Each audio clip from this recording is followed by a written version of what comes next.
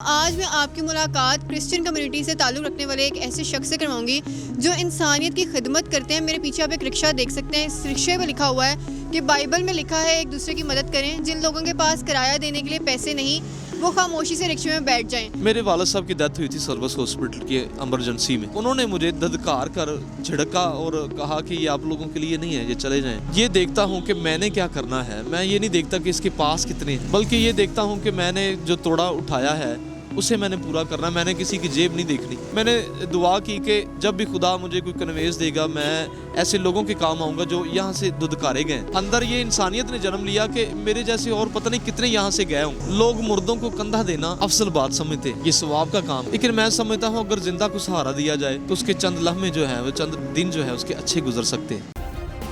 Subscribe करें और bell दबाएं ताकि कोई खबर रह न जाए।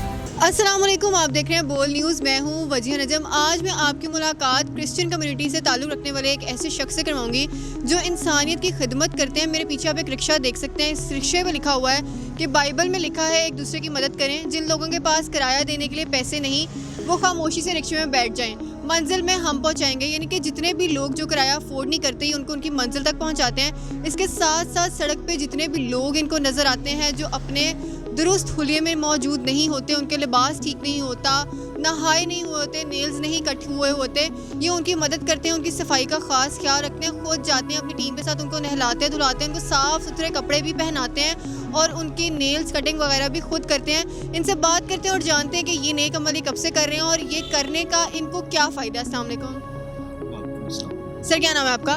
नवीद मसीह। नवीद साहब, क्या हाल चाल है आप? जी मैं ठीक हूँ। सर, क्रिश्चियन कम्युनिटी से आपका ताल्लुक़ है? जी जी। मुझे बताएं कि ये काम जो आप कर रहे हैं कि रिक्शा चला रहे हैं और जो लोगों के पास पैसे नहीं हैं उनको मंजिल तक पहुंचा रहे हैं, कितना अरसा हो गया इस काम करते हुए आपको? तकरीबन 4 साल हो गए मुझे। 4 साल से ऊपर जा रहा है ये अरसा। और रिक्शा कब से चला रहे हैं? 4 साल से यानी जब से रिक्शा चला रहे हैं इसी तरह से लोगों की मदद कर रहे हैं? स्टार्ट किया। जी जी। तो सर, रिक्शा इंसान चलाता है अपने घर वालों की ज़रूरियात पूरी करने के लिए, बीवी बच्चों की, अपना रोज़गार कमाने के लिए। तो आप किस तरह से पैसे कमाते हैं अगर आप इसी तरह लोगों की मदद करते हैं? तो दरअसल घर मैं तो नहीं चलाता, घर तो खुदा चलाता है और जब हम उस पर तवक्कल करते हैं तो वो सब कुछ करता है। ये मेरा अपना है कि खुदा के लिए कुछ ना कुछ करना चाहिए। जी जी। इसके अलावा कोई जॉब करते हैं आप? मैं सफाई का काम करता हूँ। जी जी। सफाई का काम किधर करते हैं? ये जेल रोड पे ही है, सिम्स कॉलेज, उधर मैं सफाई का काम करता हूँ।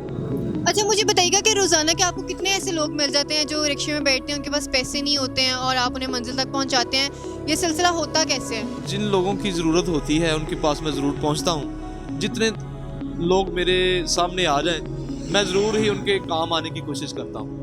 पहली दफ़ा ये आइडिया आपके जहन में कैसे आया कि आपने लोगों की इस तरह से मदद करनी है कि अगर आपके पास रिक्शा है तो आपने उनको फ्री में जो उनकी मंजिल तक पहुँचाना है? मेरे वालिद साहब की डेथ हुई थी सर्विस हॉस्पिटल की इमरजेंसी में और मुझे एम्बुलेंस ना दी गई, बल्कि धुदकारा गया कि ये मैंने बड़ी सी शर्ट पहनी थी, टूटी सी जूती थी नीचे।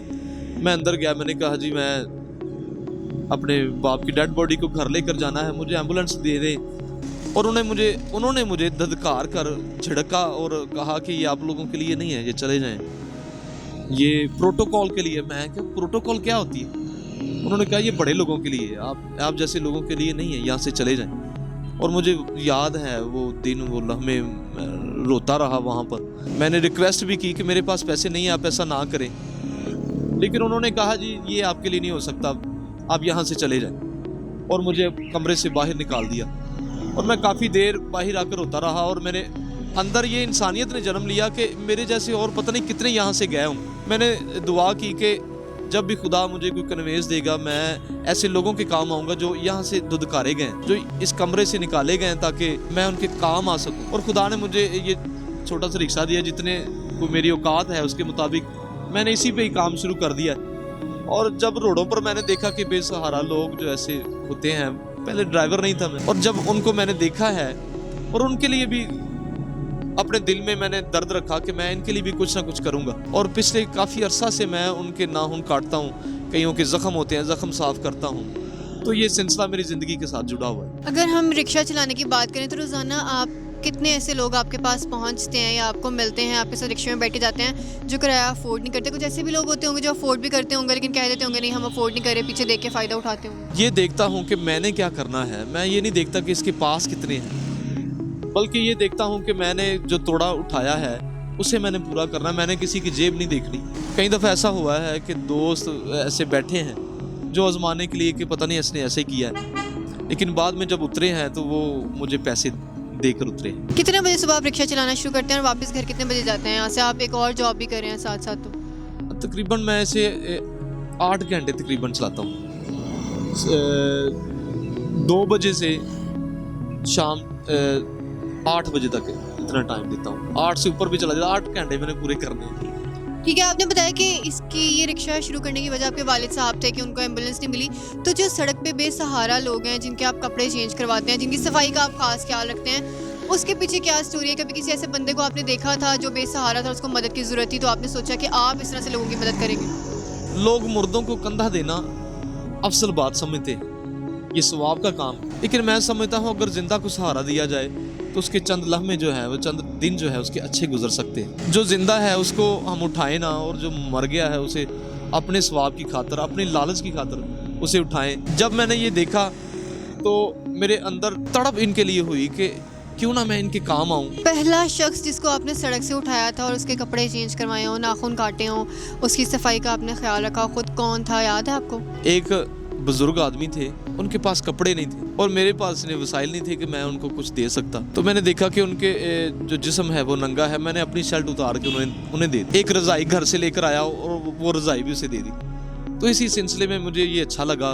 ये देख करके सुकून मिला दिली, और मैंने ये सिलसिला शुरू किया। तो ये जो लोग होते हैं ये आपको मिलते कैसे हैं? आप रास्ते में आते जाते खुद ऑब्जर्व करते हैं कि कहाँ पे कौन बंदा है, पड़ा हुआ है, उसको ज़रूरत है आपकी, या कोई आपको बताता है कि इस जगह पे फलां बंदा है, उसको ज़रूरत है? अभी तो फ़ोन आना शुरू हो गया है मुझे कि इधर को पड़ा है, इधर को गिरा हुआ है, आप इधर उठा लें। वैसे मैं रिक्शा चलाने वाला हूँ, अक्सर सड़कों पर मैंने देख लेता हूँ कि इस बंदे को ये चीज़ की ज़रूरत है, जो मेरे पास होता है मैं ज़रूर उसे देता हूँ। ऐसे लोगों के पास जाना, उनको कन्विंस करना भी बड़ा मुश्किल काम होता है कि आप किसी नेक काम के लिए उनके पास आए। लोग यकीन नहीं करते कि कोई हमारे पास क्यों आएगा, हमारे अपने घर वाले हमें नहीं बुलाते, तो कोई बाहर का बंदा आके क्यों हमारा ख़ास ख्याल रखेगा? तो आपके लिए कितना मुश्किल होता है लोगों को कन्विंस करना या उनको समझाना कि सफाई बहुत ज़रूरी है ज़िंदगी में? कुछ भी दरअसल ये मुश्किल काम है। जब मैं किसी के कपड़े चेंज करवाता हूँ, कई दफ़ा तो गालियाँ भी खानी पड़ती हैं, तो तू कौन है आ गया सानू साफ करने वास्ते। लेकिन मैं ये ज़रूर ही करता हूँ, ताकि मैं उनको कहता हूँ कि जी आप बड़े गंदे लग रहे हैं, 10 मिनट दें, आप देखें कैसे साफ़ सुथरे होंगे। और 10 मिनट के बाद जब मैं उन्हें नहलाकर साफ़ करके उनकी तस्वीर उन्हें दिखाता हूँ तो वो बड़े खुश होते हैं। वो मुझे गले लगाते हैं और रोते हैं और ये इकरार करते हैं कि हमारे पास कोई नहीं आता, हम सड़क पे हैं, लेकिन कोई हमारे पास बैठना नहीं पसंद करता, लेकिन आपने कपड़े चेंज करवाए। वो दुआएं देते हैं। और आप मज़हब और फ़िरका वारियत की चीज़ों से बाहर निकल के तमाम लोगों के लिए काम करते हैं। मज़हब और फ़िरका मैं तो इसे जानता ही नहीं हूँ। मैं ये जानता हूँ कि ये इंसान है और इंसानियत ही सबसे बड़ा मज़हब है। मैं क्रिश्चियन हूँ, मैंने पीछे बाइबल का बता दिया है, अब कोई और होगा वो अपना निशान बता देगा, लेकिन हम सब इंसान हैं। तो मुझे बताइएगा कि पहले जब आप ये काम नहीं करते थे और अब जब आप इतना नेक काम करते हैं, आपकी शख्सियत में एज ए पर्सन क्या तब्दीली आई और आपकी ज़िंदगी में, घर के मामलात में, चीज़ों में किस तरह से आपने मतलब डिफ्रेंशिएट किया कि यार पहले मेरी ज़िंदगी ऐसी थी, अब मैं ये काम कर रहा हूँ लोगों के लिए, तो अब मेरी ज़िंदगी इतनी बेहतर हो गई? जब मैं ये काम नहीं करता था तो मुझे इसका तजर्बा ही नहीं था, लेकिन अब मैंने देखा है कि जब हम किसी इंसान के काम आते हैं तो खुदा की ज़ात हम पर खुश होती है, खुदा की ज़ात हमको ब्लेस करती है, बरकत देती है। ये मैंने तजर्बा हासिल किया है। मैंने कभी नहीं ये देखा कि मेरे घर में खाना ना पका हो या मेरे घर में कोई चीज़ ना गई हो।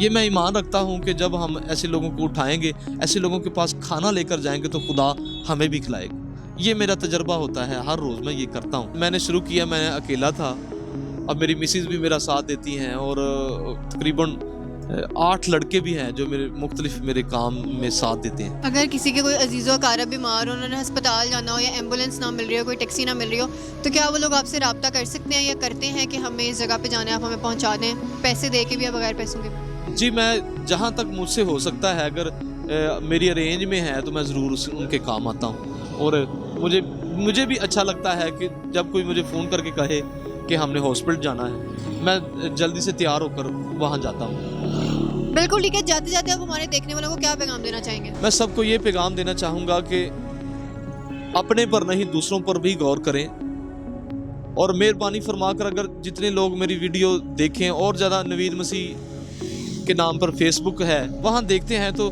मेरी मदद करें इस काम में। मेरे पास इतने वसाइल नहीं है कि मैं ज़्यादा खिदमत कर सकूं। मैं चाहूँगा कि जो मुहैयर हजरात हैं वो मेरा साथ दें, मेरी सपोर्ट बने। मेरे पास टीम तो है लेकिन इतने वसाइल नहीं है। मेरे लिए ऐसा कुछ हो ताकि मैं और ज़्यादा यहाँ पर पाकिस्तान में काम कर सकूं और बता सकूं कि हम सब जो सादा लोग भी हैं ये भी ये काम कर सकते हैं, एक दूसरे की मदद कर सकते हैं। बिल्कुल ठीक है। मेरे साथ नवीद मसीह साहब मौजूद हैं, उनकी गुफ्तगू आपने सुनी है। इनका नंबर भी स्क्रीन पे चल रहा है। अगर आप में से कोई भी इनके साथ कंट्रीब्यूट करना चाहता है, अगर आपके घर में कोई बीमार है, आपको कोई एम्बुलेंस नहीं मिल रही, कोई गाड़ी टैक्सी नहीं मिल रही कि आपने अपने पेशेंट को हॉस्पिटल तक लेके जाना है, तो आप इनसे रब्ता कर सकते हैं। ये अगर आपके इर्द गिर्द होंगे, उस एरिया में होंगे, तो यकीनन आपकी मदद ज़रूर करेंगे। इसी के साथ मुझे इजाज़त दें, अगले शो में आपसे दोबारा मिलूंगी। अपना बहुत ज़्यादा ख्याल रखिएगा। अल्लाह हाफिज़।